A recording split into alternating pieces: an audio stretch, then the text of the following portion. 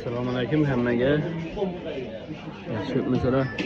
Xudo xolasa bu video murojaatim bizani 4 yil bozor yarmarkasi kanalida negativ yozadigan obunachilara taalluqli.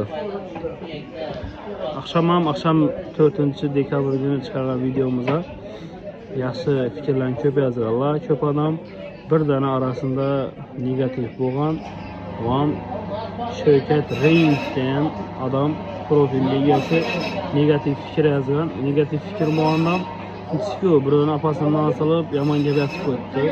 Bu yozgan kommentariylarga uchun seni pushmon etiraman. Shavkat Reis agar menga yurib turgan bo'lsang, men bilan telefonlash. Hozir mezaqani abort gatirman.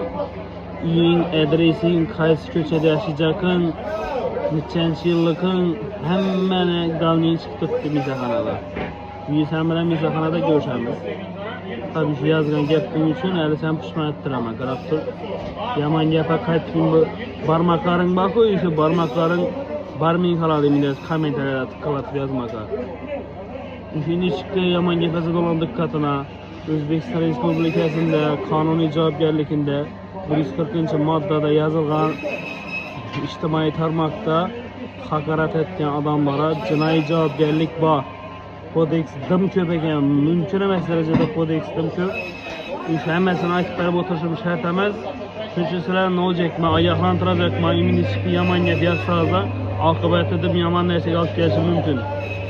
O'ylashlaring mumkin, sizlar men Rossiyadaman, chet davlatdan topolmaydilar deb yozaveraman, videolar diqqatini. Neda o'tirganing ahamiyati yo'q.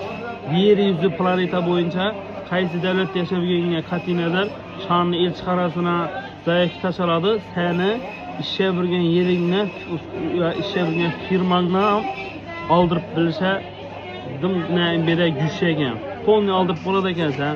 Moskvadan sen neda bo'lishingga ahamiyati yo'q. Shuni sizlarni qo'rqitajagim yo'q. Oyoqlantirib turibman.